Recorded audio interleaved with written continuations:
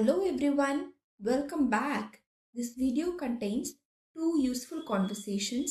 One is between two elephants and the another one is between two sparrows. So please watch the video till the end. Let's get started. Brother, why are you behaving differently these days?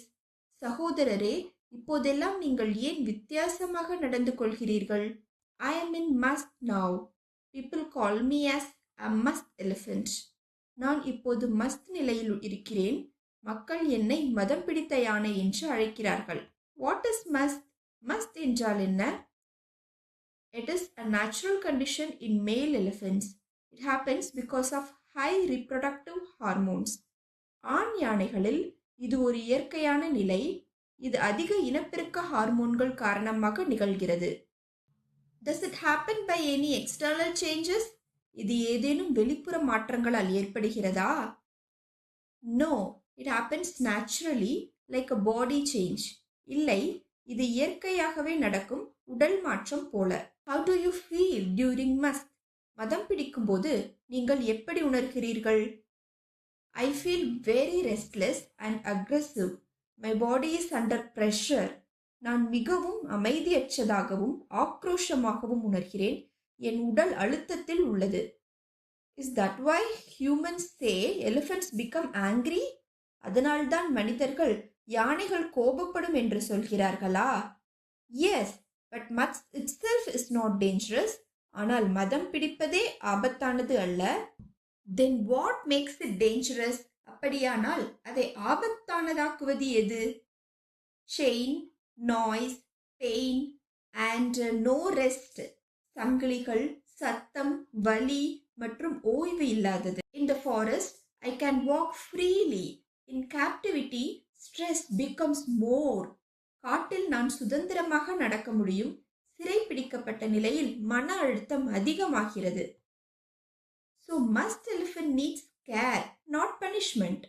எனவே மதம் பிடித்த யானைக்கு தண்டனை அல்ல, கவனிப்பு தேவை. Exactly. Quiet place, water and space are needed. சரியாக, அமைதியான இடம், தண்ணீர் மற்றும் இடம் தேவை. I hope humans understand this. மனிதர்கள் இதை புரிந்து கொள்வார்கள் என்று நான் நம்புகிறேன். Conversation between sparrows. Why are many sparrows dying? ஏன் பல சிட்டுக்குருவிகள் இறக்கின்றன? I'll tell you the reason. நான் உங்களுக்கு காரணத்தை சொல்கிறேன்.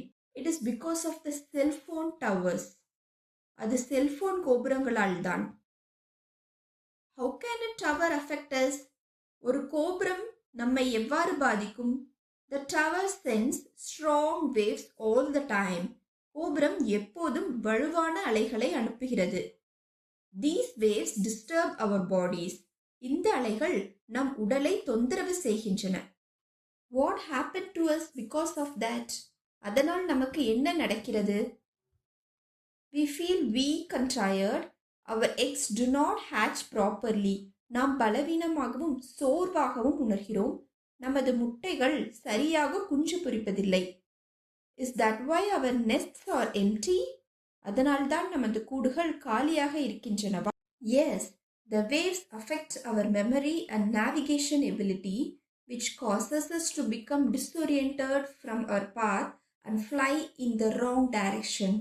ஆம், அலைகள் நமது நினைவாற்றல் மற்றும் வழி செலுத்தல் திறனை பாதிக்கின்றன. இதனால் நாம் நமது பாதையிலிருந்து திசை திருப்பப்பட்டு தவறான திசையில் பறக்கிறோம். We cannot find food easily. நாம் உணவை எளிதில் கண்டுபிடிக்க முடியாது. Humans use mobile phones, but they don't worry about this. மனிதர்கள் மொபைல் போன்களை பயன்படுத்துகிறார்கள், ஆனால் அவர்கள் இதை பற்றியெல்லாம் கவலைப்படுவதில்லை.